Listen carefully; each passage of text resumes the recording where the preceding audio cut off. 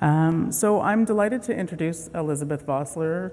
I had the privilege to hear her speak in Ontario, which is just outside, like in Canada, just outside where I live, and you guys are in for a treat. So her work has been dedicated to people with complex communication needs since 1995. She taught at the George Washington University for 12 years and opened her practice, private practice, Growing Kids Therapy Center in 1999. Elizabeth also founded Spelling to Communicate, S2C, in 2015, which is now a worldwide communication method for non-speaking individuals.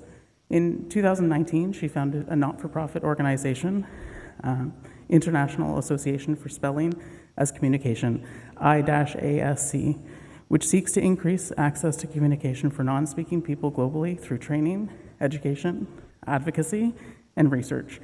I-ASC has helped non-speaking people in 40 states and 21 countries access communication. Elizabeth now travels extensively, sharing her expertise, experience, and the S2C methodology with others who share IAC. I'm a little bit dyslexic, so neurodivergent. I-ASC's vision for communication for all non-speaking people. Thank you so much. Hello, thank you so much. I'd like to introduce my friend and colleague Anshul, who is going to be co-presenting with me. Anshul is non-speaking and uses a letterboard to spell his thoughts and ideas.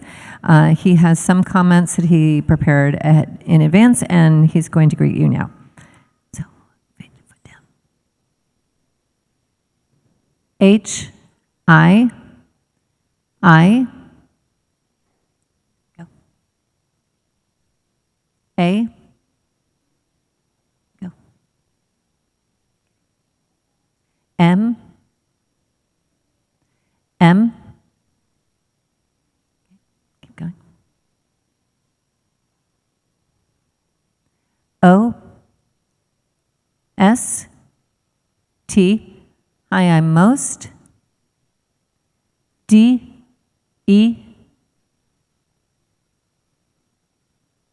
Get it?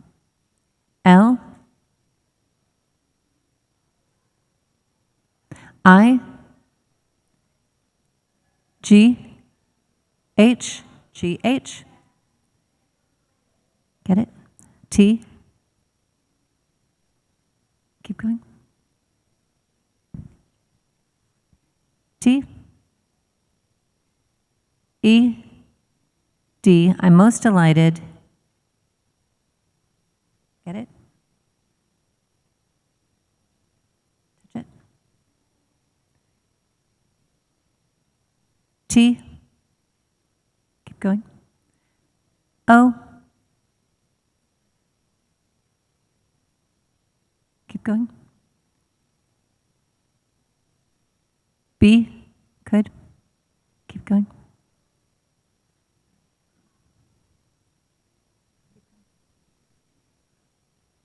E to B, H, H,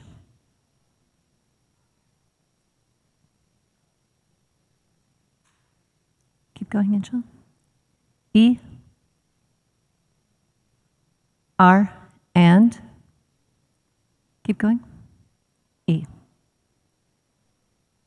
Hi, I'm most delighted to be here.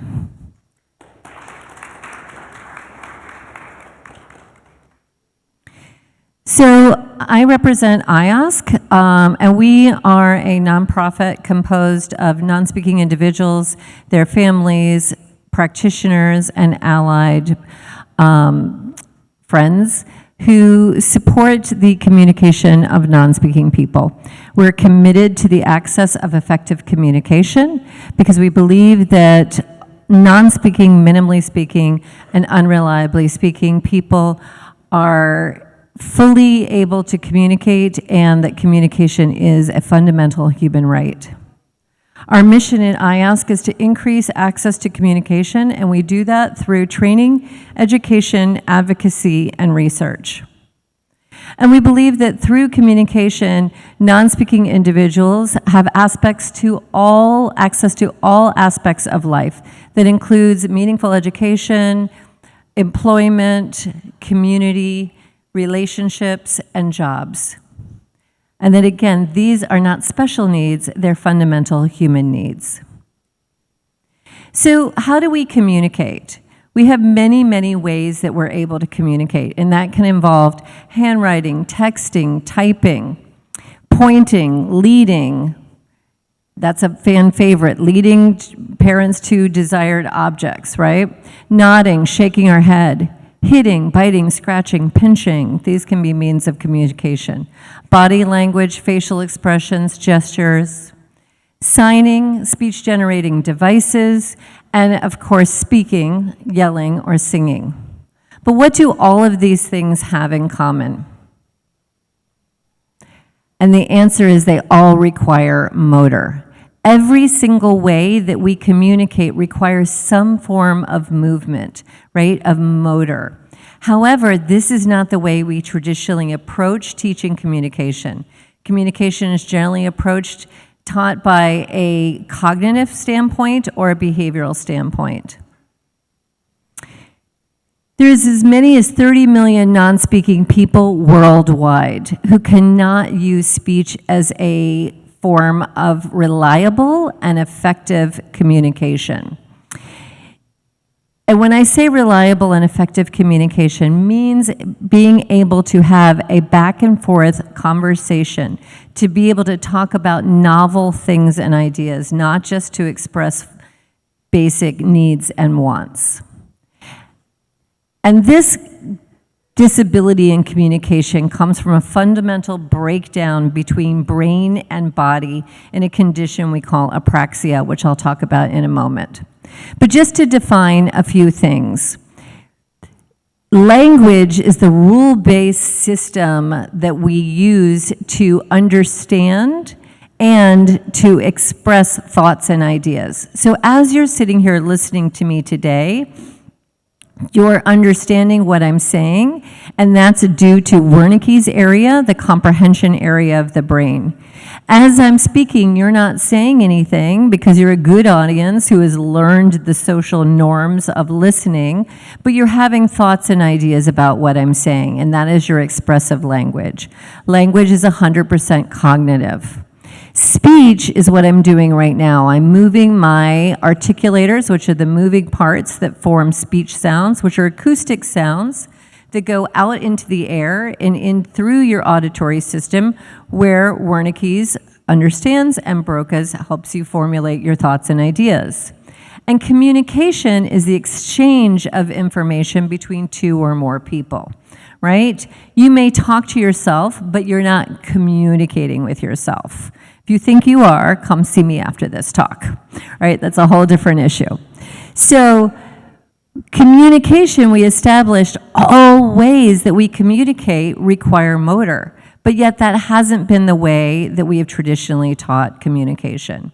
Even though people have been studying the motor component in autism and other motor sensory disabilities since the late 80s, early 90s. Now more and more researchers are looking at the motor component in autism. So for those of us who do not have difficulty with movement, there's a process called praxis, and that goes from an idea to a plan to then executing that plan, doing it, right? And then adapting if we're missing it. So if I want to reach back to grab my letterboard, I can sort of reach back, right? My idea is I want to grab a letterboard. My plan is to move my arm to get it. And now I have to execute it, actually do it. This is the first area of breakdown for people who have apraxia or dyspraxia, which we're using synonymously, right? That idea cannot go from brain to body. So that's the first breakdown. So when I reach for my board, I'm hitting air, right? I haven't reached where my letterboard is, and my sense of feeling, of tactile, tells me, nope, the letterboard's not there. And I can use my senses to adjust, either by turning my head and looking for the letterboard, or by feeling around until I touch it. So for those with autism and other motor sensory disabilities, sensory is almost always off, right? It's either too much or too little at any given time. And that varies from person to person and stimulus to stimulus. So as such, sensory is not a great navigator for our folks with motor sensory issues. So we have a perfect idea, a perfect plan, but this breakdown between execution and then adaptation, which makes this process of going from thoughts and ideas to the body, whether it's to the hand, to the fingers for typing, texting, handwriting, drawing, or to the articulators, the moving parts for speech. In apraxia, there is a difficulty saying sounds and syllables. This is not an issue of intellect. It is not an issue of motor weakness. It's an issue of motor planning. 2/3 of autistic people are apraxic. 1/3 are apraxic to a significant enough degree that it will affect the ability to use speech purposefully. My friend Swartz says the mind-body disconnect is really difficult to explain. It's almost like your TV remote that stops working after accidentally pausing the video. My mind works overtime as your fingers would on the remote, but my body would be stuck like the video. I asked Anshul a couple questions ahead of time, and I said, how does apraxia show up for you? And Anshul told us, having apraxia takes my whole body, insurmountable effort to focus on what's in front of me. I'm unable to initiate a conversation, for example. Picking up a letterboard or a keyboard to start conversation is challenging. So Anshul clearly has a cognitive ability. His language is intact, his thoughts and ideas, his understanding, but the breakdown occurs in his ability to use his motor, and our most robust communication comes from using the digits, right? The fingers to write, type, text. Texting for those south of 30 seems to work much better than for those of us north of 30, right? It's still a motor skill I'm working on. And the articulators. And this is where his communication breaks down, right? His thoughts and ideas are in there, and now that he has a way to communicate them, he can share those with us. In a brief summary of motor, there's 4 primary types of motor that we're concerned with. There's reflexive motor, right? If something's coming towards your eyes, you're going to blink. If you accidentally swallow something and it goes down your trachea, your windpipe, you're going to reflexively cough to get rid of that foreign object, right? These actions are unplanned, and they're triggered at the level of the brainstem or the spinal cord, where there are no thinking neurons, right? So we can't control these actions. Similarly, impulsive motor, right? I've got big blonde curly hair and it's just begging for someone to pull it, right? That impulsive motor comes from our amygdala, which is often fear triggered, fight, flight, or our limbic brain, which is desire, right? If there was a plate of cookies here in front of us, I might mindly pop one in my mouth, even before being invited to try one out. There's no thinking neurons there. But yet these actions, these reflexive and impulsive actions, are often labeled as behaviors, right? Meaning naughty or bad or manipulative. But yet there's no thinking neurons there that trigger these actions.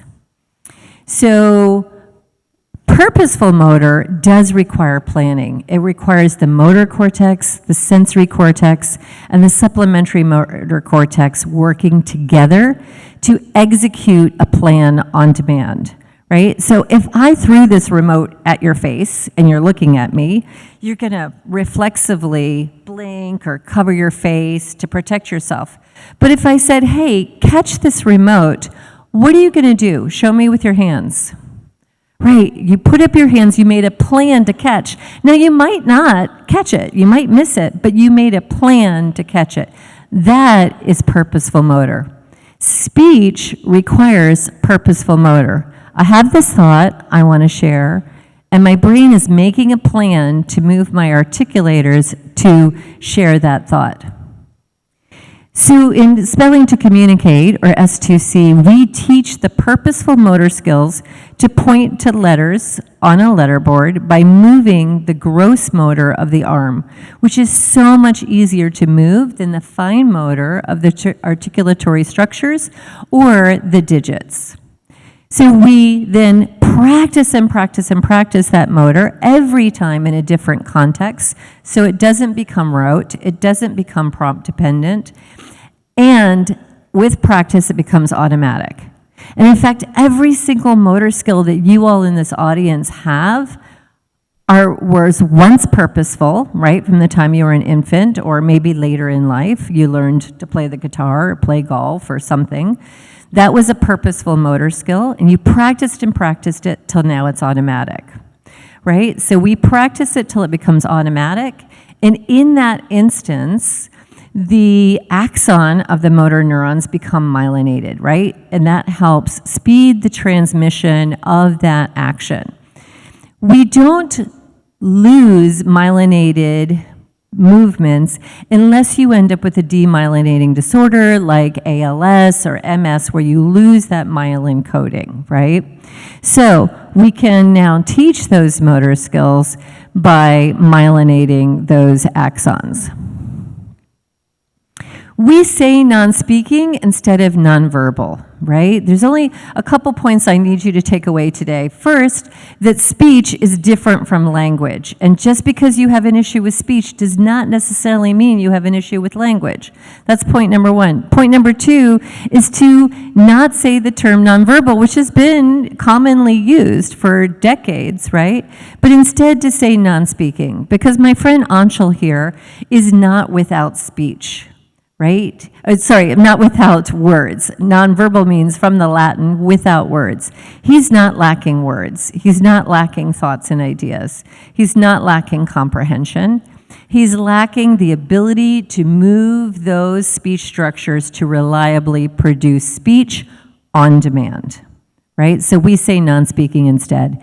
And that is an umbrella term that refers to those who have no speech at all, those who have minimal speech, anywhere from a couple words to a couple hundred words or phrases, and those who are unreliably speaking that talk all the time, but it tends to be loops or scripted, and they can't have that novel back and forth conversation with you.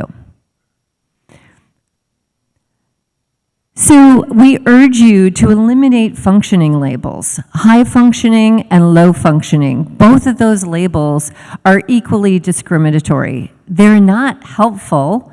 They don't help define how somebody actually operates from day to day, and it diminishes the support needs that someone might need.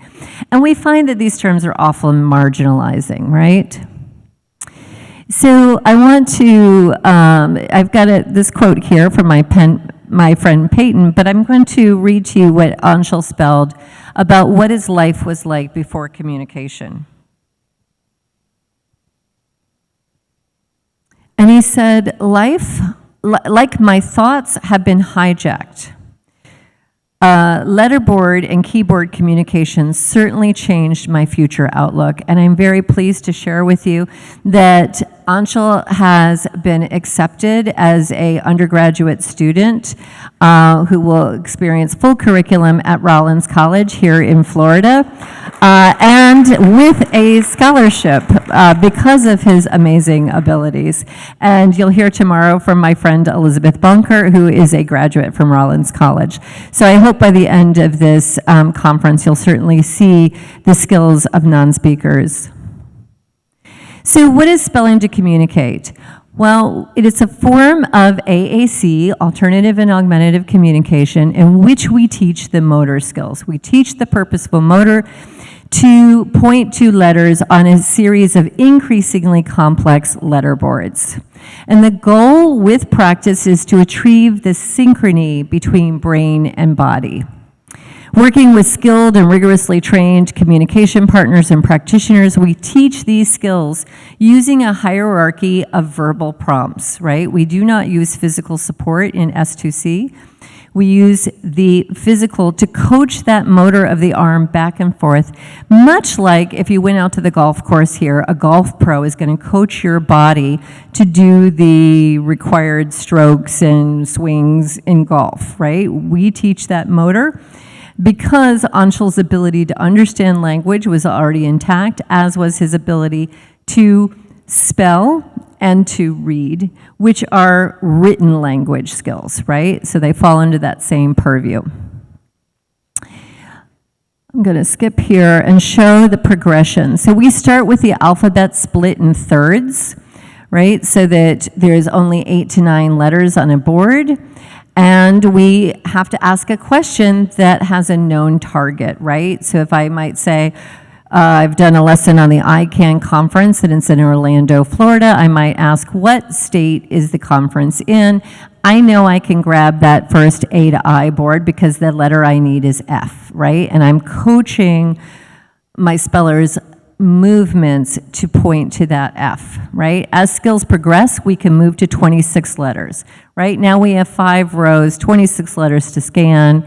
We can then move to a laminate board, which takes away the sensory component, and then finally to a Bluetooth keyboard or to an iPad as skills advance. So just like if you learn piano, you start with scales and you eventually get to a concerto. We move through those motor hierarchies while also at the same time expanding the cognitive demand. These slides will be available with the quotes, but I just want to move ahead for 1 minute and talk about the least dangerous assumption, and that's if you were to see Anshul's early test scores, right, from his grade school experience, they would not reflect his cognitive abilities because all tests require motor to respond. All tests of language, of academics, of cognition, of intelligence require a motor response. If your primary disability is that you can't control your motor, you're not going to perform well. So in meeting a client, I can look at their test scores and I can make a choice, right? To say, well, I don't know any information about him, but the test says he functions like a 2-year-old, so I'm going to treat him like a 2-year-old. But what if I'm wrong? I'm treating an adult like a 2-year-old. Or I can treat him at his age and he can prove to me that he's not capable of learning. What's the mistake I make there? That I'm over-teaching, right? And maybe he didn't understand everything. I hang around a lot of really smart people, and honestly, I only understand about 50% of what they talk about when they talk about their jobs and things like that. But I leave my conversation with them 50% smarter, right?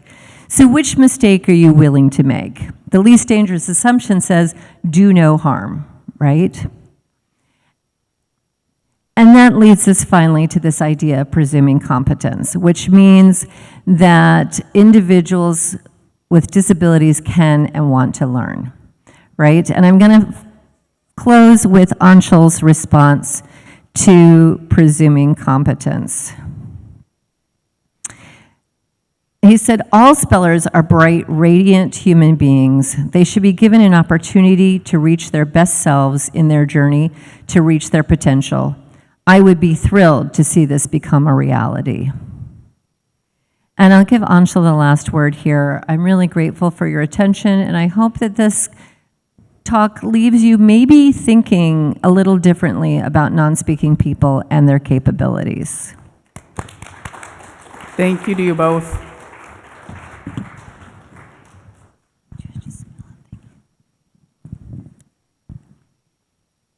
T H A N K. Thank you.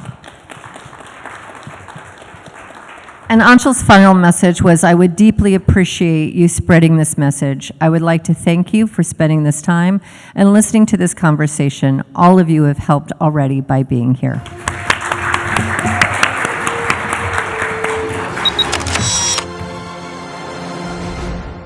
Welcome all the panelists, Dr. Temple Grandin, Dr. Alok Sharma, Ms. Lynn White, Dr. Richard Bowles, Thomas Silent, Ms. Stacey Hoagland, Ms. Elizabeth Bonker,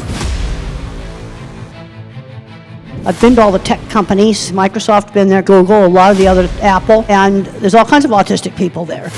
35% of autistics cannot use speech for communication. I learned to type at age 5. I stopped talking for 6 months, but I was also absorbing information like a sponge. I'm a geneticist, so that's what I focus on. It can teach you what things that can help to mitigate the problem. One of the things right now that's a big push right now is how hyperbaric medicine can affect autism, or positively, right? And hyperbaric oxygen therapy is one of the best anti-inflammatories. We are treating younger children at about 3 with stem cell therapy. Within 6 months, they are going off the spectrum. Every person that I ever met with autism, they all want to be a valuable member of society, to have a quality of life that every human wants to have. This is going to be a very unique panel discussion. I mean, we've got such distinguished people here coming from different backgrounds, different specialities, different age groups, different everything. This is an open discussion. It's open questions for all of you. But I'd like to kickstart the discussion by asking Temple, the autism that was there in your age group, or that Bill Gates describes, and the autism that you see now, could you share with us, what do you think, what is the difference? Well, I had definite speech delay, absolutely definite. Some of the things that have been discussed that might be possible causes didn't exist.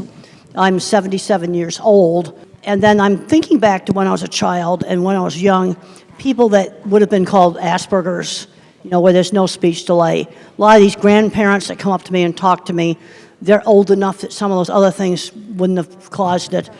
And what I got to thinking about all of this, like there was some very severe stuff discussed, there's a lot of people where they're just slightly geeky. I think they've always been here.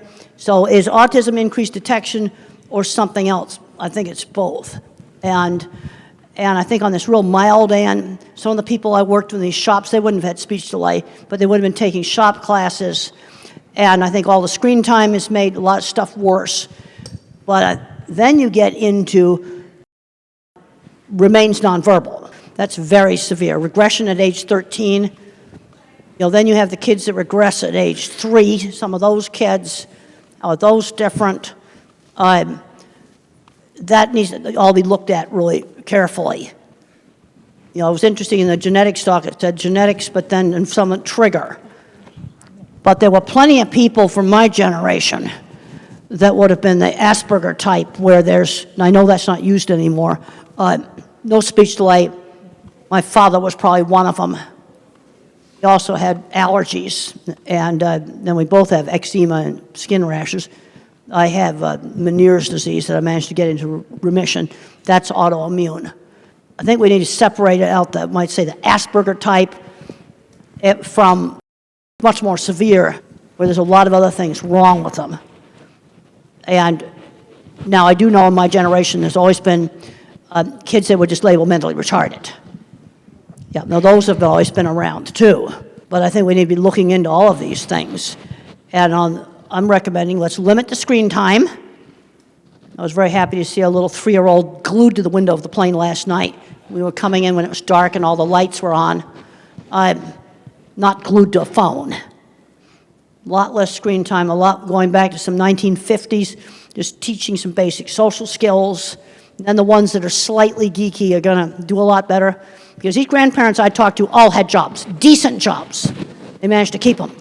But where it helped was with relationships, getting a diagnosis. And it probably would have helped my father.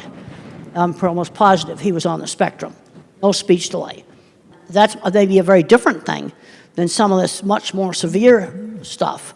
And the first thing I want to do is take the data and divide it and start doing some categories, like a multivariate analysis on the data, to see how it breaks out into categories.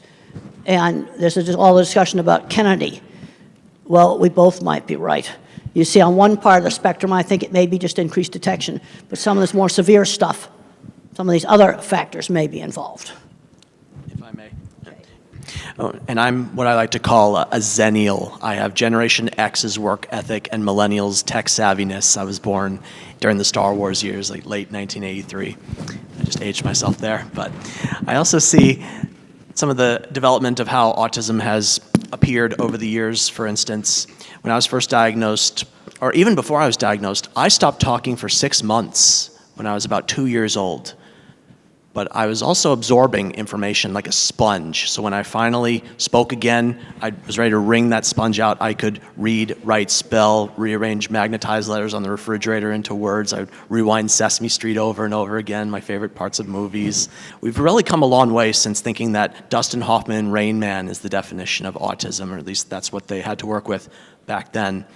You didn't need to have an intellectual disability, mental retardation, whatever you want to call it. In the mid-90s, that was when diagnostic criteria changed, and I was officially diagnosed then with mild autism.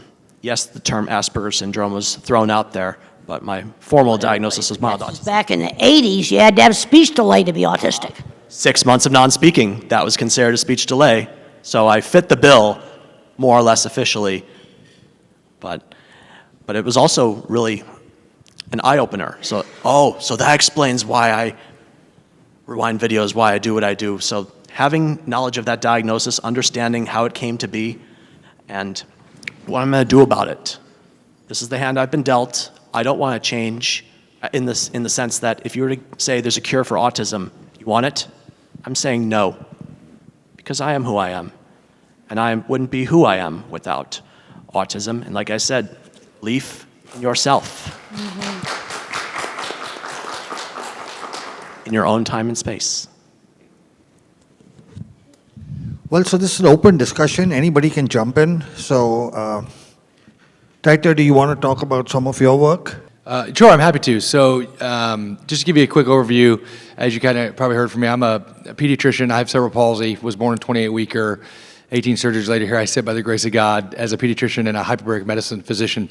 But one of the things that I do, I run a facility all across the United States and abroad doing hyperbaric medicine for special needs individuals, for both children and adults.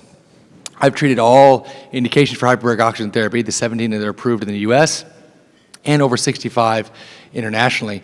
One of the things right now that's a big push right now is how hyperbaric medicine can affect autism, or positively, right? And hyperbaric oxygen therapy is one of the best anti-inflammatories out there available, better than prednisones, better than anything else like that. The big key, before I go into a little bit more, I'll take 2 minutes, it's important to note that correct type of hyperbaric chamber is necessary, right? As the president of the American College of Hyperbaric Medicine and a key opinion leader in that space, it's making sure that we don't have a lot of these soft shells and the misunderstanding of how to use hyperbaric medicine safely and effectively. But the bottom line is it does work because you're mobilizing stem cells through nitric oxide pathways, and you're able to see when you use hyperbaric oxygen therapy, it addresses... You're saying the soft shells don't work? I'm saying that a lot of them aren't as effective. Yes, ma'am. I think that there's a safety effort there. They're not covered by the FDA. People don't have the right training. They work in terms of some depth, but I think that there's a larger breadth there that has to be, make sure you're doing it effectively and correctly, right? So we see this a lot. But you'll see a lot of anti-inflammatory processes and stem cell mobilization where you have actually an 8 to 12 times increase of your stem cells, and that's why these kids are improving. And when you combine them with some of Dr. Alok and other stem cell programs, you can see dramatic improvements. And so we're seeing the same kind of testimonies that you are showing in your presentation, Dr. Loke, new speech, ability to pick up new language. It's incredible results. Is your work published? Do you have scientific papers showing the results? There's well over 250 published papers, both in India and across the United States. There's actually, apart from that, there are over, just in autism, there's over 200 published papers in terms of showing the anti-inflammatory effects and how hyperbaric medicine can mitigate and improve autism and its effects. Richard, would you like to jump in? Genetics versus environment. It's not versus, it's always both. The genetics is who is at risk.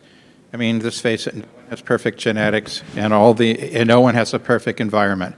But some children are being affected and other children are not, even though they're in the same, very similar environment. The difference is genetic risk. But even if you have the genetic risk, does not necessarily mean that you're going to get it. You have to have a permissive environment as well. So it's 1 plus 1. You have to have both of them. I think that a lot of people are focusing on environment, And that's great, because that's something you can do something about, but not that many people focus on the genetics. I'm a geneticist, so that's what I focus on, not that it's more important, but I think it's equally important. Knowing the genetic risk can teach you what things to avoid better. It can teach you what things that can help to mitigate the problem. Knowing the environmental risk can do the same thing. So I think they're equally important. Do you have any input?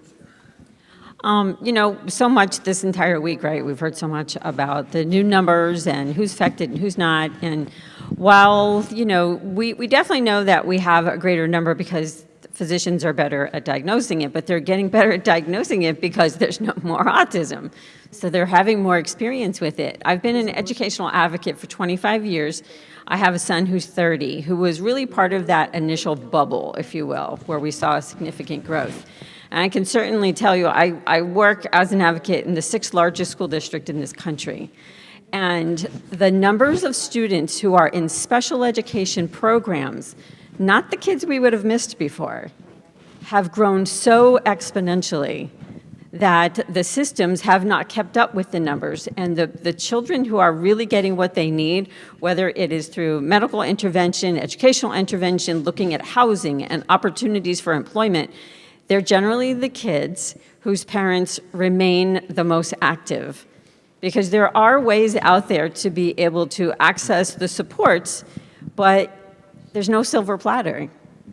So it's really good that you guys are here, because you're getting a bit of the silver platter here, but you really have to learn more as much as you can, because the services, even if somebody comes up with some like where it's from, if you will, we're still going to need to advocate for treatment, for housing, for job opportunities, for better education.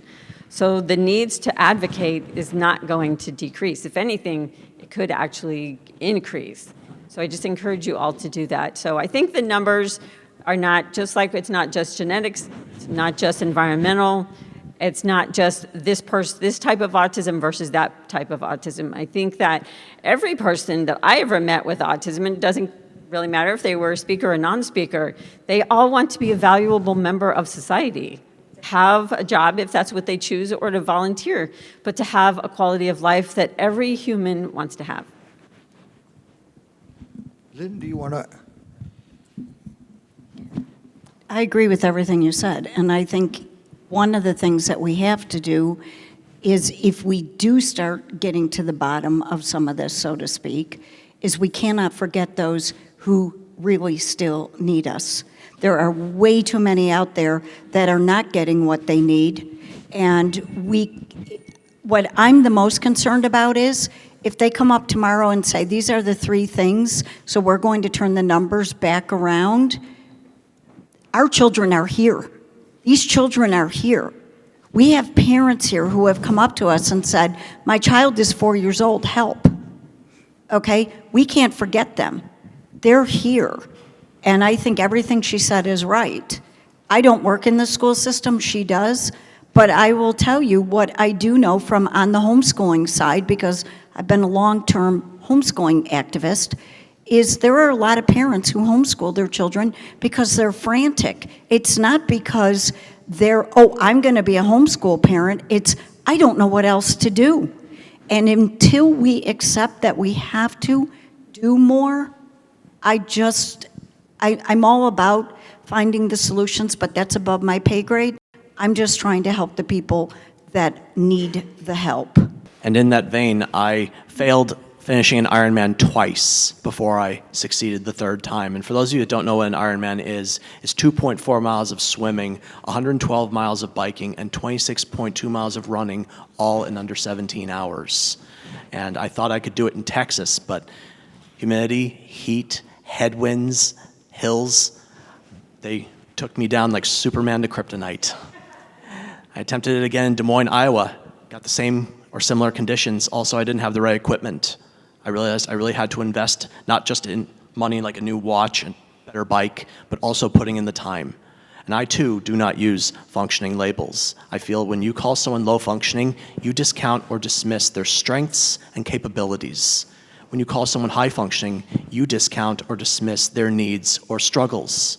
So in my book, functioning, labels, whether you put them on yourself or you put them on others, that's the F word. Don't use it. Temple, I'm asking you. Yeah. Okay. Hypothetically, let's say RKF Jr. approached you to give advice on what the government needs to do, one, to maybe reduce the incidence of autism, and second, how to manage. What advice would you give the government? Well, I think we're going to have to go all local because basically they're running out of money. Okay. I've just looked at I went to several sources. I checked out our national budget. Over half of it supports seniors right now. Okay. Over half of our national budget. Research money in my field and labs have been closing in a 50-year trend line. Okay. And we're going to have to start doing a lot more local stuff. We need to tap into these retirees with the early intervention that we're not getting. We're 2-year wait lists, totally terrible. And I was happy to find some people I talked to at lunch where they're doing some of this for retirees. Some of these people are 20 years younger than me. They need to be working with these 3-year-olds. That's what we're going to need to do. Tap into retirees to teach an art class, teach a music class, teach a whole lot of different things. You know, I read an article the other day that cruises in golf are not all what they're cracked up to be. That was in one of the papers. We're going to have to get into the local sources. Also, over the years, I've changed my terminology. I have old publications that say high and low functioning. I can't change that. Okay. But my new publications, I'll call them nonverbal or non-speaking. Remain nonverbal, don't speak. Got rid of high and low functioning. Some of the older stuff, some of the activists got after me. Now, sometimes I think they can go overboard on all this jargon and things like this. Exactly, yeah. Because I just like to figure out really practical things. Okay, like the really nice lady right here was telling me, I like to give you an example of the kind of problem solving that I like to do. And when she was alone, she feels really scared because she's helpless. And I said, well, let's find a way for you to call somebody on a phone. Well, it has to be auditory. So we're going to just teach Siri that is one person, is another person, and then you just call on the speakerphone. You don't have to buy expensive stuff. I think that could be done with existing equipment. That's a simple thing to do. Okay, different buttons on the wheelchair that won't work. Okay, well then we don't use that. There's so many simple things. I remember one time watching a wonderful video a guy presented that showed a kid somewhere in Africa got one of those Blade Runner legs, got a pair of them. And he was just so happy out there stomping in the mud puddles. And something like that makes a lot more sense than a fancy electronic leg that's going to just break. Okay. It's also something they could probably make in local shops. You see, this is where a visual thinker sees solutions to problems. You see, the idea for that phone thing, that is a car phone. You say, now call so-and-so. Well, we just got to make those little abrupt sounds. Why am I picking out those sounds? Because I don't want it accidentally going off all the time. It has to be something that you do very deliberately that'll make it call somebody. I just think that stuff up. I mean, that's what visual thinkers do. I heard a solution to a problem. I also saw car phone in a car, too. The activists got all over some parent group that's called Profound Autism. And these are the people who need 24/7 care. You know where I've seen some of the best 24/7 care for really severe? Some faith-based groups. I've actually seen some very, very good programs. Benjamin's Hopes in Michigan, Brookwood in Texas. It's all private money. So some of the best programming I've seen for, I don't know what you want to call them, but these are the people that need 24/7 care. And they grow up into adults and the parents can't take care of them for the rest of their lives. You know, that's just examples of some things I've seen that really worked well. We need more of that kind of stuff. So we'll touch on an important but sensitive topic. Tom spoke about his impending getting married, and you have chosen to live life by yourself. Between the two of you to discuss, because very often people on the spectrum who are older, they approach doctor and say, should we get a child married? What would be your advice? Oh, there's been some very successful marriages. And the wife runs the business. No, seriously. There's been some very successful marriages. I know 2 computer programmers that got together. That's been very successful. They're both on the spectrum. And you know what they did for their engagement dinner? You got to go to a white table restaurant. You got to have candles because you got to set the stage for a super romantic discussion on computer data storage systems because they are the most interesting thing in the world. And two chemists got together.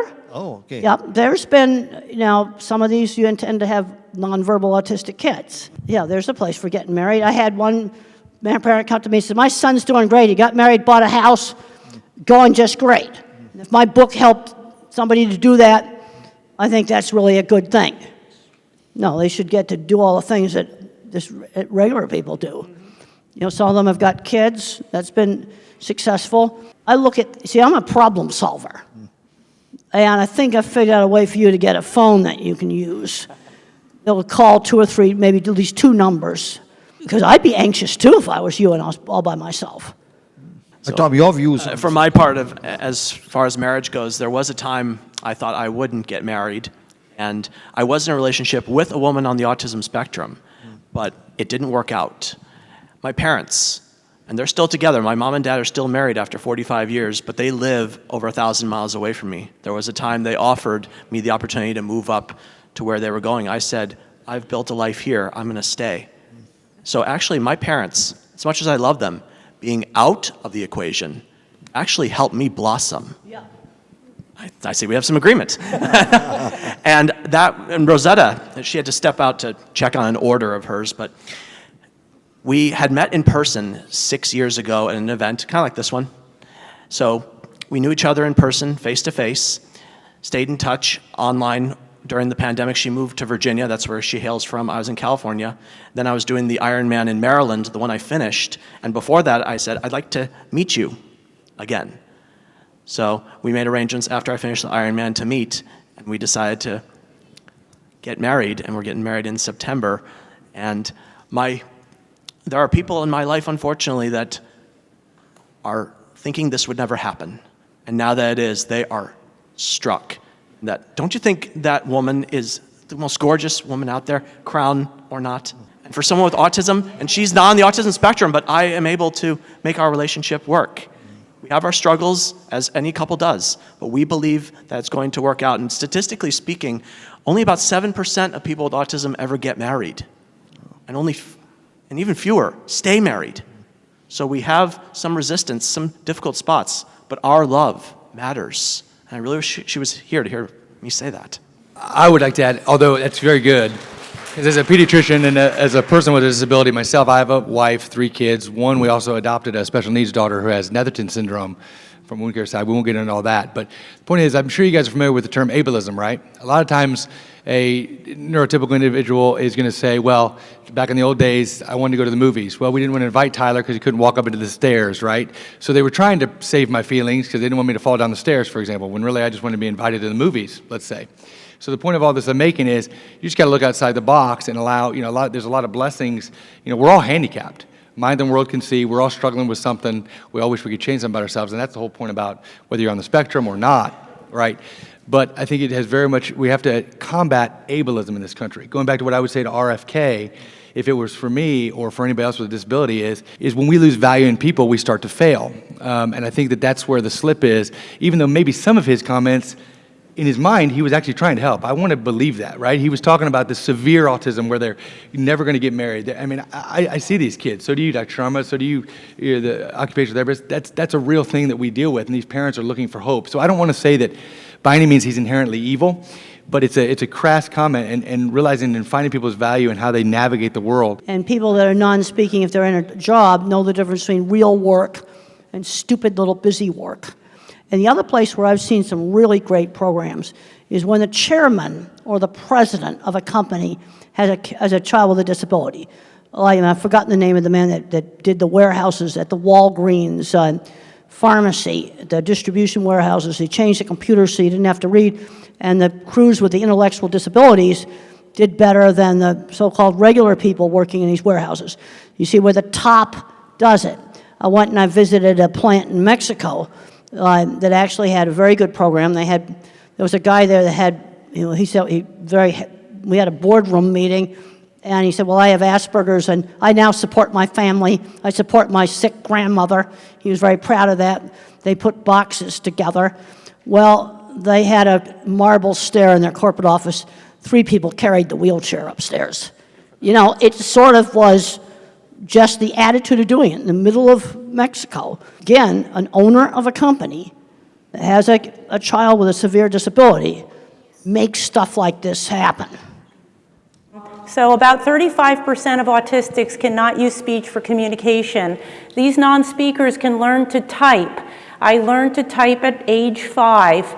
It's never too late to teach a non-speaker to type. With typing, we can be educated and live productive lives.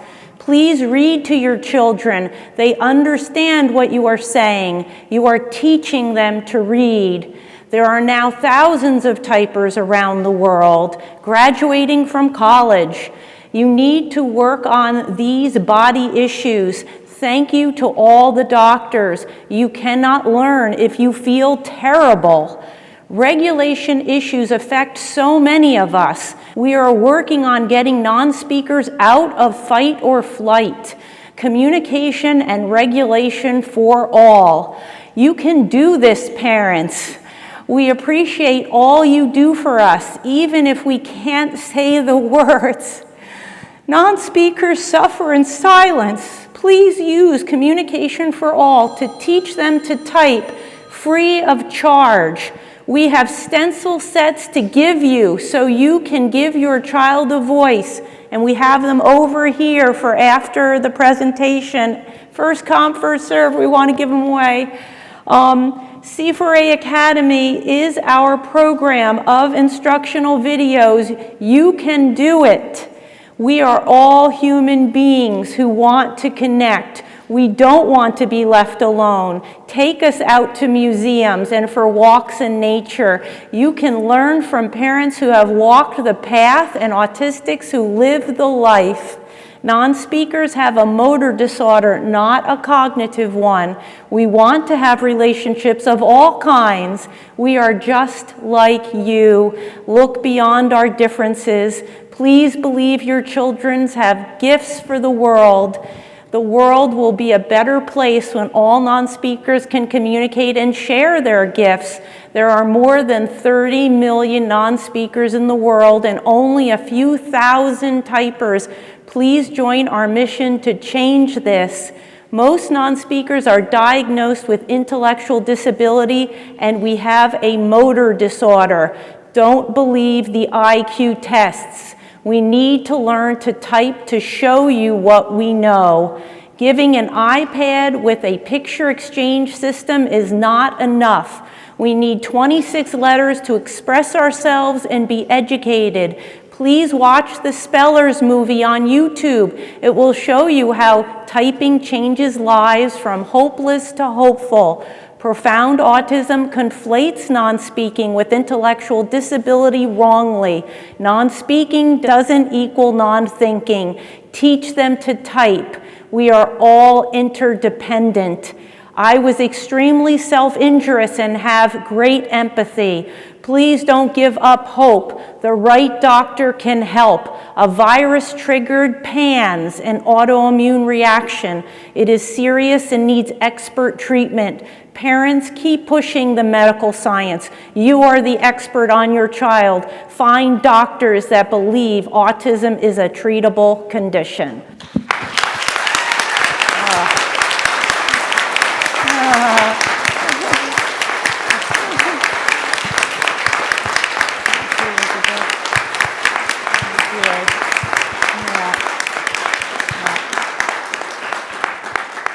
This question is for Dr. Bolts. This is about the supplements that you had shared earlier. Is there a protocol to wean off the clients or patients who are using them, or is it more like a lifelong usage of these items? I think that depends on why the supplements are started in the first place. If they're started because you want to improve your concentration and focus a bit, and then you do it on your own or go to an environment in which that's not necessary, then you can decrease it.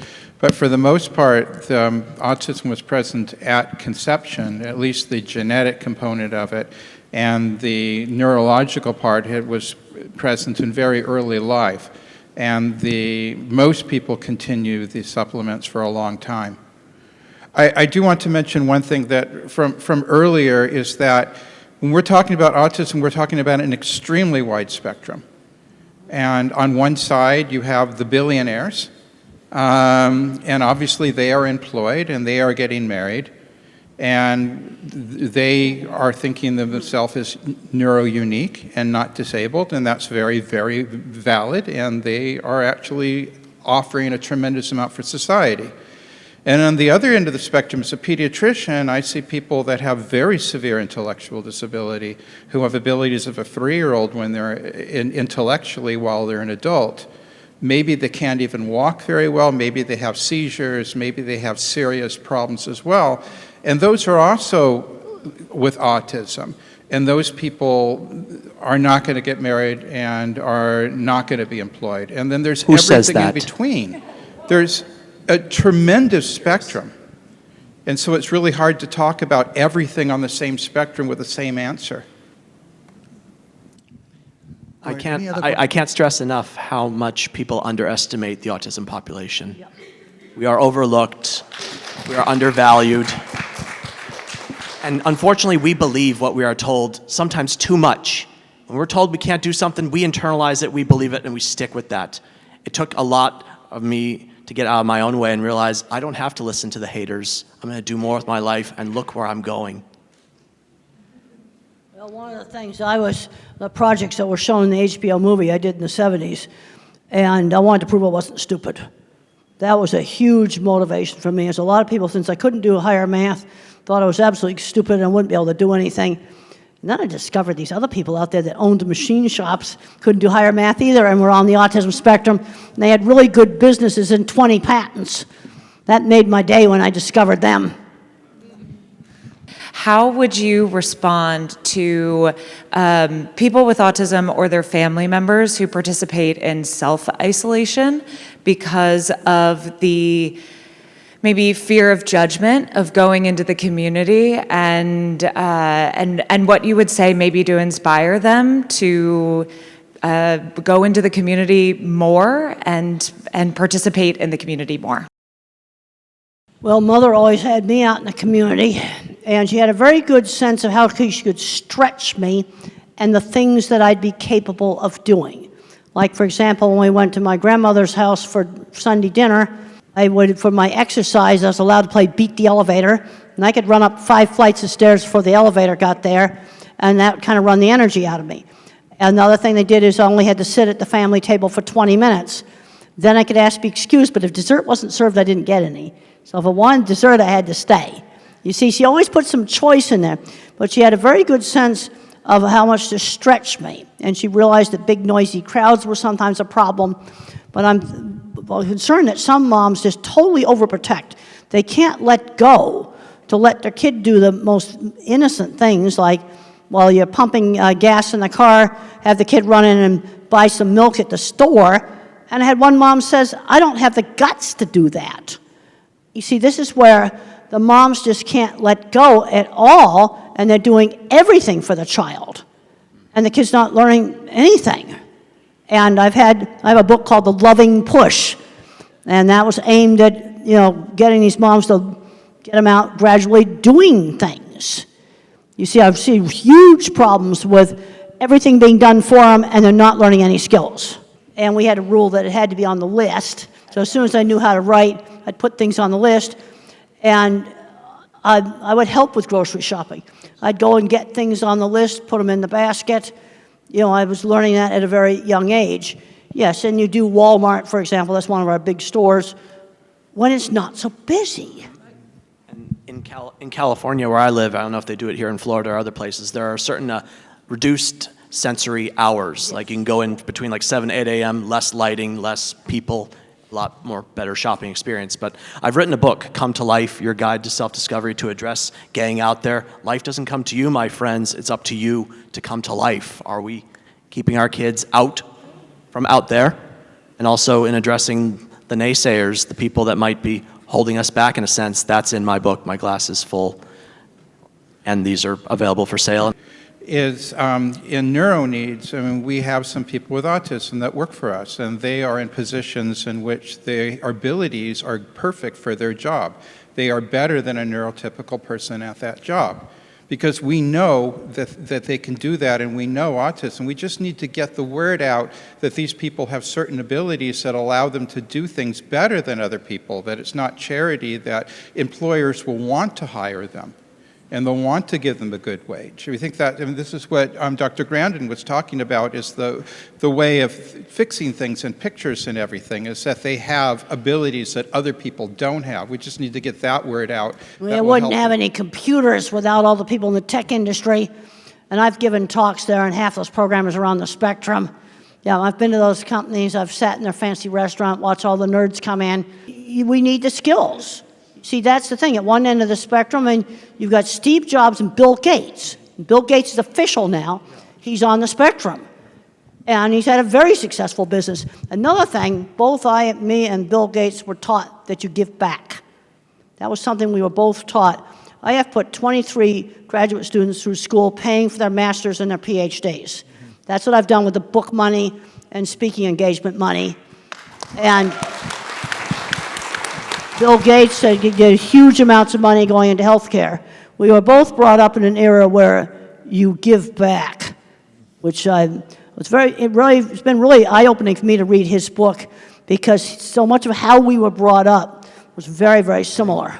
Thank you so much for all of your work that you do. And I need to emphasize that profound autism is real. Work is being done right now to put it in the DSM so that we can have a specific name for the people that will require lifetime support. And as much as, of course, we want our kids to continue to grow and to thrive and to be as independent as possible, it's very important to recognize that for some people, they are not going to be independent. And the best thing that we can do is continue to support them, have trained caregivers, because one day we're not going to be here anymore, and our kids are still going to need care. And the system is very broken for them. And it's hard. Autism is not always awesome for everyone. It's hard. And, you know, when you see kids that are beating, or adults that are beating their heads and they've lost their eyesight because they're banging their head on the wall, I mean, these are real things that they're dealing with. And so it's a big spectrum. When we adopted our kiddo that's special needs, the developmental doctor, the first thing that he told us to do was watch your movie, Dr. Grandin. And it was amazing for us. And it was very eye-opening. And the encouragement was there for him, and we are still encouraging our kiddo. But he's almost 20 years old, and he still can't use the bathroom by himself, not completely independent. He can't brush his teeth by himself, and that's a goal that he worked on the entire time that he was in school. So we have to recognize that, you know, he's not going to get married. He's not going to be able to live the same life that my other kids can live. He's not going to be able to drive a car. But any improvement that he can make towards being independent, we're going to continue to push him. I mean, he's still in therapy. He just got on a horse 2 weeks ago. We were shocked about that. We never thought he would get on the horse. We thought he's going to go and brush the hair of the horse and just be there. But no, he did. And so that improvement that he made, I mean, we're thrilled, and we're going to continue to do that. But we also have to prepare him and his brothers and sisters that, you know, he's going to need care after we're gone. So I just wanted to say that remember, and I appreciate everybody's positivity, but remember that for some people, they have kids and family members with profound autism that are going to need lifetime care. I totally agree with you. I totally agree with you. In my talks, one of the things I talk about all the time is we're going from Einstein, that somebody is going to need, you know, constant care, 24/7 care. You see, this is one of the problems. And it's such a big spectrum, all with the same word on it. And I totally agree with you. And every talk I do, I make a point of, some of the activists attacked the term profound autism. And I'm not the one who's attacking it. People that have the loudest voice are putting in the input, but the people that can't speak and their caregivers, God bless them, are tired. I mean, it's all you can do to pay the bills and take care of a person, change adult diapers, emergency room visits. Nobody wants to babysit, so you can forget like going places. It's hard. So those people are left out of the research and the statistics. And so it's important for us as the autism community as a whole to remember that 27%. Okay, now I'm very interested in the 27%. That's profound autistics. Okay, where that figure came from. Just from my experience, I'm pretty sure that's correct. I was just at the Profound Autism Summit last week in Boston, and that was the figures that they gave, and I trust But them. I've seen parents just completely stressed out.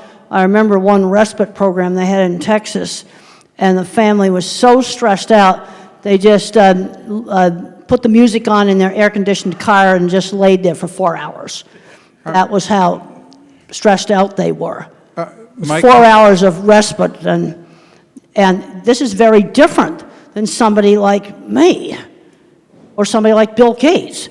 It's a totally different thing. And then you have some that are kind of medium that may not be totally independent, but they can do a lot of life skills. It's such a big spectrum. I really believe that what we need is more people that care, more people that don't have autism, that care, like teenagers and, like you said, seniors that can help parents, that are trained, that there just needs to be more compassion in our society, and I feel like that should be a part of the message that the autism community is putting out there. Well, the other problem we got was certain advocacy, autism community, they attacked me, they've called me ableist, they've called me bad things. Some of it, they just put so much venom out there, right, that you're not actually getting things done. One of the things that 25 years, and remember, I'm 25 years in the construction industry, and I have found that it affects how I think about things. You have to build things and solve problems, and not just talk about it. You got to do stuff. You got to get projects done. You got to make them work. You got to not fight everybody. You don't get jobs done doing that. It is to support children like yours that I made that comment that didn't go over well. That autism is a very large spectrum. I see kids that appear to be profound. Some of them become mild autism because of the right treatment. Sometimes we find the exact gene and they get much better. Some of them become moderate autism, but some of them stay profound, even if we find the gene. Some of them we can't help today in 2025, no matter what we do. And you're right, the community is not really supporting them to the degree that perhaps that we should. And we need to consider them as well as the others. I need to just add something. You said there's no research on profound autism. Very little, like 6%. They're like But people with no, profound just to autism. let you know that we are actually doing intense research through brain scans. So we are doing PET CT scans, and we are noticing that those children and adults with profound autism have a very different type of hypometabolism in the brain. So we are able to, through brain scans, separate the mild from the moderate from the severe. And we are also able to, we can also see which parts of the brain are working more and what special skill sets they could possibly have. So today, especially in the neuroimaging world, the focus is shifting from what they cannot do, the brain that is not working properly, to what they can do. And as in all the talks, including what Temple spoke about and Tom spoke about, once we identify what is the thing that they are specially connected to, feel about, and then give them coaching in that, they do miracles. Now the treatments that we have, the treatment that Titler said, hyperbaric oxygen, our own treatment with stem cell therapy, we are able to help the people with profound autism as well, because the stem cells go and repair that part of the brain which is damaged. And we are seeing non-verbal, there's no question about the improvement. A child who's non-verbal for 8-9 years starts talking, Now there is no question about whether it worked or not, because you're non-verbal, and surprisingly, among the first things that the children say, they tell their mothers, "I love you, mommy." We've got dozens of kids where among the first things that comes out is expression of love. It was just bottled up inside, and it actually gets expressed. Yes, there is work being done. Those distinctions are happening. And it is likely that in the future, the combination of stem cells with hyperbaric oxygen and rehab will possibly help the children. I want to make a quick comment to you. Go ahead. One thing you didn't say in what you just talked about with profound autism, you voluntarily took that on, which is amazing. Not a lot of people would do what you did. Mm-hmm. Thank you for your contribution. So that's Rosetta. a lot. You're on, Rosetta. Yeah. We are here because we're together, right? Because we love one another. We're talking about autism. These great people on this panel have different views, different point of views. Remember, we look at life different ways. Each person brings something great to the table. So let's respect every person on the panel, and everyone here is being respected. The thing I would like to point out is that I remember going to Tanzania, and Tom and I was talking with a lady there. She said the moment her son was born, her and her husband was told he would never be married. She would never have grandkids. Now, from my experiences being a nurse, I'm not a nurse now, I'm a motivational speaker, but I was a nurse. So I know what it's like to change diapers. I know what it's like to take care of someone. But I also know patients that are underestimated. So it's very important, no matter what you're told about your child or your loved one, never set the bar so low that you keep it there, that you miss something great about your loved ones. I love you all. Thank you for your time. So 2 days ago, we went to our neurologist, and we were trying to understand, is there a way of defining physically in the brain autism? And she said no. She provided certain suggestions, and we felt so bad that we didn't tell her that 2 weeks before we have had stem cell treatment in India. So there's such a bad perception in the US, unfortunately. And one of the things that she said is there's no research. In our minds, like, Dr. Sharma has all the research in the world. Specifically, she pointed out to Duke University. Duke University is the one that has done the most studies in the US, but they only do stem cell treatments for kids with cancer. So my suggestion and pledge, Dr. Sharma, how can we let the world about your research? And I know you have it. You are open to give it to anyone who wants that. What can we do, us here, to help the world know about the success of your treatment? Whether it's leaders, politicians, regulators, they finally listen to people. You're the real voice. You are what is real. You know, all of us, some of us, have professions, some of us have a conflict of interest, some of us have particular preferences or beliefs, but parents have one and only one thing in their mind, the well-being of their children. Is there anything else that you can even think of? Nothing. So your voice is the voice that will be heard. And when you speak it loud enough and repeat it enough, there will be a change. Change comes about when people like you speak out. Because, we believe our own clinical experience is showing us that when we are treating younger children at about 3 with stem cell therapy, within 6 months they are going off the spectrum. The older the child, the longer it takes. And it is my hope and dream that one day this becomes a standard of care. The moment it is diagnosed, especially kids who are profound, will need it. There are children who will not need it. There are a whole lot of children who are mild, who adapt and who get along with life very well. But not everyone. There will be what she's talking about, the profound kids who need help. There's something called a hole in the heart. Kids with Down syndrome have a hole in the heart. If you have a hole in the heart, you fix it. The cardiac surgeon will go and do something and fix it. So, if there is severe and profound damage, it needs to be fixed. And what we are seeing is that once you fix that, whether it's hyperbaric oxygen, whether it's whether it's the supplements that he was talking about, whether it's the stem cell I talk about, whether it's the rehab he talks about, in my lecture I said it all works together. So your voice is the voice that will be heard. Anybody else, any questions? I have one question. I'm watching with the gentleman behind me who is telling about that. Even my neurologist did not believe when we started the stem cell therapy for my son. But after 3 or 4 visits to India to the neurogen, the changes she saw in the kid It's unbelievable. My son is the same patient for last 6 to 7 years with the same neurologist, with the therapies and everything. The development, what she saw after stem cell therapy is totally different. We could able to make understand the neurologist, but the school system did not understanding us actually.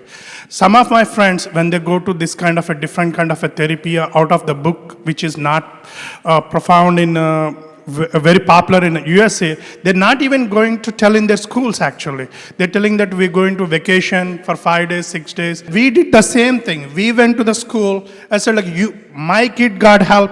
If somebody needs help, you call my number, I'll tell them the same thing. I told every parent who called me, and I given the number, I told him that what are the benefits which my kid got.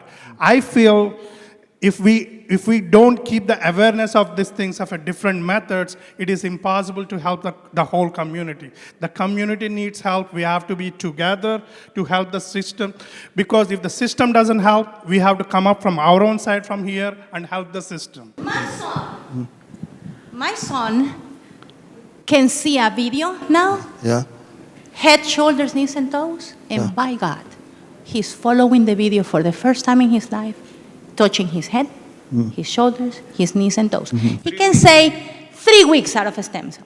He can say 1, 2, 3, 4, 5, 6, 7, 8, 9, 10, even though he has apraxia, and sometimes he closes his mouth to talk. A, B, C, D, E, F, G, and we practice that every day. It's a miracle. It's science. But there's science behind it. You tell the doctor in the U.S., and there's like, where is that coming from? We feel uncomfortable telling them because they tell us there's no research. And that's why even though we speak up, we feel outcast. Because that's the system in the U.S. today. It punishes anyone that does any research outside the United States. They don't consider that research. It's like, I haven't seen any research. Neurologist practicing over 20 years. His pediatrician who didn't believe started believing after she saw the improvements. Go back and say, this is the improvements. Your child was not talking. He's talking within 3 weeks of the stem cell therapy. There is no rocket science to it. A child not talking starts saying ABC till Z after 3 weeks. That's a positive sign. Let the world know it. Speak up for it, and then slowly things will change. You know, And we if now have the present health secretary, R.K. Jr., he has actually tweeted about stem cells and hyperbarics. He's actually tweeted that these are things that were intentionally suppressed. He says it openly. He says these were suppressed by the FDA. The health secretary of the United States is saying that treatments like hyperbaric, stem cell, and all these other nutraceuticals, he mentions nutraceuticals, were intentionally suppressed. So when you speak up, they will listen. People do listen to parents. Yes, and what I did is, I did not listen to any of the parents or anything. I keep on stressing that, yes, we are treating with the same thing, we are treating with the same thing. We will be integrating with the other therapies, yes, but we're not going to leave that. If you think it is not helping, it is your opinion, but not my opinion. I'll do the good thing what my kid needs. I'll stand up for my kid. The gentleman had a question. What does the solution look like? Can come from a place of curiosity and discovery rather than who's using language itself. Ask for more discovery about why they were guided in language that way. And maybe, just maybe, instead of just seeing a lot of trees in Kansas during the 30s Dust Bowl trying to survive, maybe we use discovery out of curiosity with all the groups to bring ourselves into one big collective force that can leverage the impact the world is missing. Thank you. I think the one big thing, and I'm going to get this lady too, is I'm in Melbourne, for example. The grassroots you hear about, it's finding somewhere locally that believes, and that's where it starts, with tremendous experience. And Dr. Sharma and I have worked together in hyperbarics for years now, right? And I go to India consistently. So you got to find the forward-thinking physicians that collaborate, that are thought thinkers and innovators. But for those of you guys who are out there, for me, Brevard Regional Hyperbaric Center, if you guys are around here locally an hour away, come see me. Those willing and able physicians are very few. And creating some sort of inventory, some sort of Facebook page where you can access and really point out specifically these physicians. We asked our neurologists about hyperbarics. He says, there's no research. What they should point out is the kid that died in Ohio. So they're using those small mistakes sort of to prevail these sort of veil. We need an inventory list of those physicians that are willing. And if everybody can contribute, we have one. But I think if everybody can contribute, who are those physicians that are willing to work looking at alternative medicines? TACA has a list. If you go into the Facebook group of TACA, and then you have to submit your child, because they only accept people that has kids in the spectrum, right?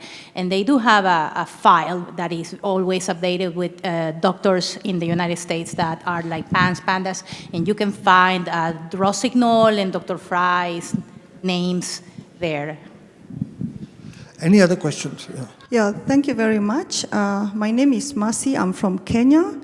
I'm a mother of triplet boys with autism. We have to believe that autism is treatable.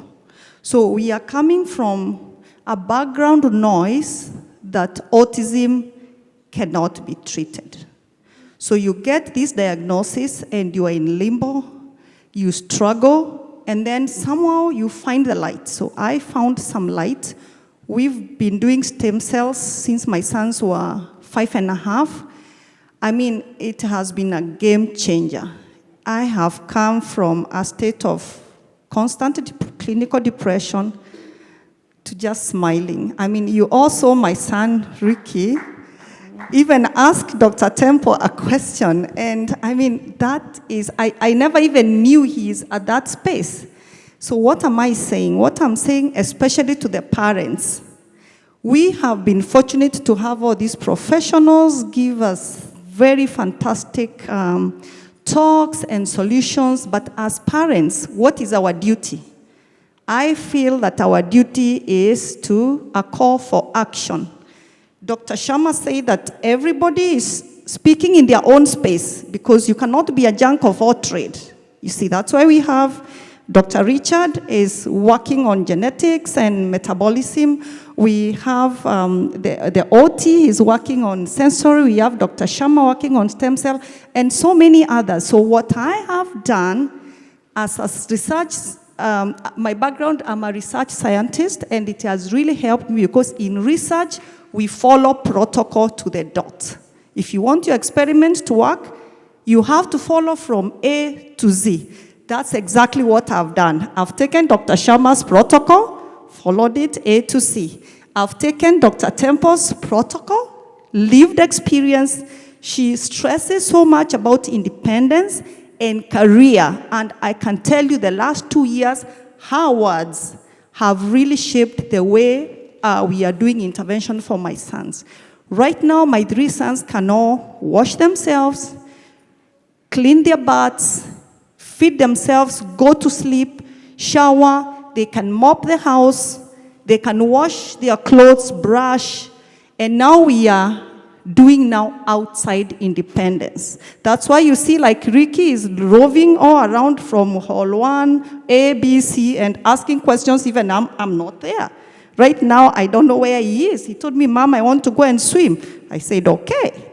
I didn't even know there is a gym in this facility, but last night, Olivia, what did he say? Mom, I'm going to the gym. I asked him, did you carry gym clothes? He said, yes. And he went. So what I'm saying is that let us take what is ours. Their work is research. Let us implement. Let us take everything, not just one thing. It's all about, they have said it's research, and many parents ask me, Mercy, will stem cell work for my children? I'm like, yeah, because it's research. It doesn't know Lenny, it doesn't know your son, it has no face. It's research. Just follow the protocol. You know that stem cell cannot work on its own. Work on the diet, metabolism, work on multidisciplinary neurorehabilitation, and definitely be patient. For us, it's been a journey of 8 years. Those who were in Sylvie's talk yesterday morning, they saw my son riding a bicycle, participating in a charity event to raise funds for a school of special needs, And he was actually riding in a crowded highway.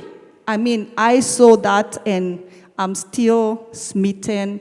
I'm still overwhelmed. So please, parents, let's take our mat and walk. Thank you.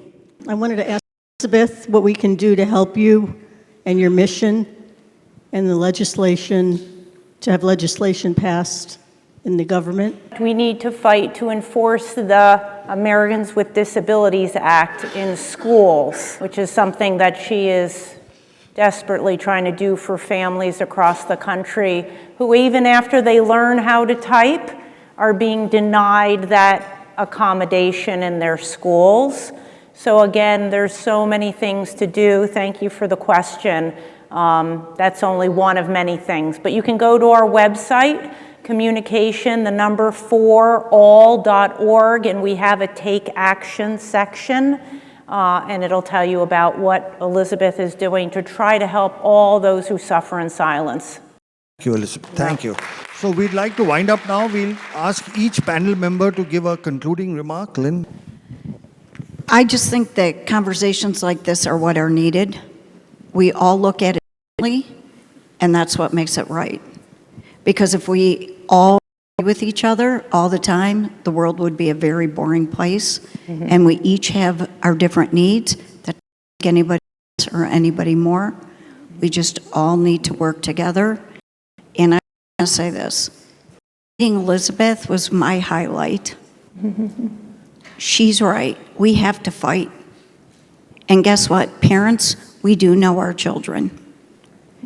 And when we fight for our children, sometimes we take on a role we didn't want to take on, but at the end of the day, we can inspire other parents to fight for their children.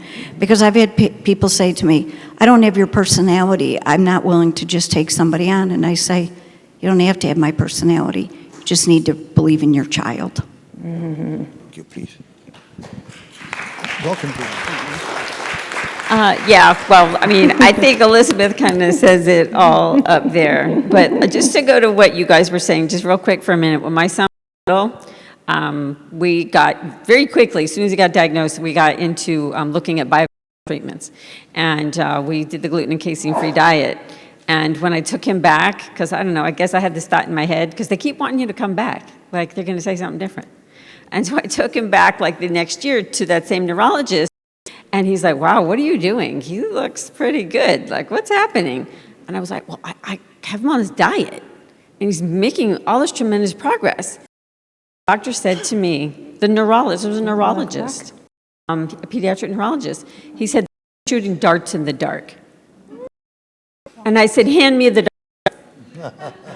And so, you know, you take people's as much information as you can. You talk to people who have, who are experts in the field, and then you make the best decision you can for your family. Some of us physicians, like myself, have been around for a while, and we've been treating autism successfully for 30 years, and you're right, the institutions still don't believe that it works.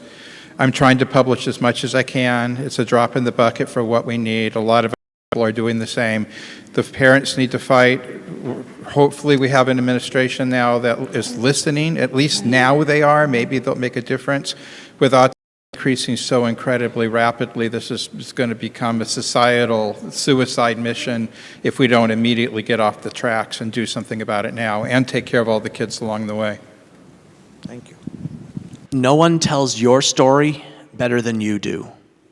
And too many of us are struggling to tell it.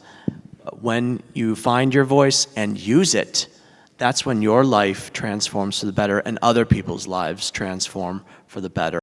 So go out there and do what needs to be done.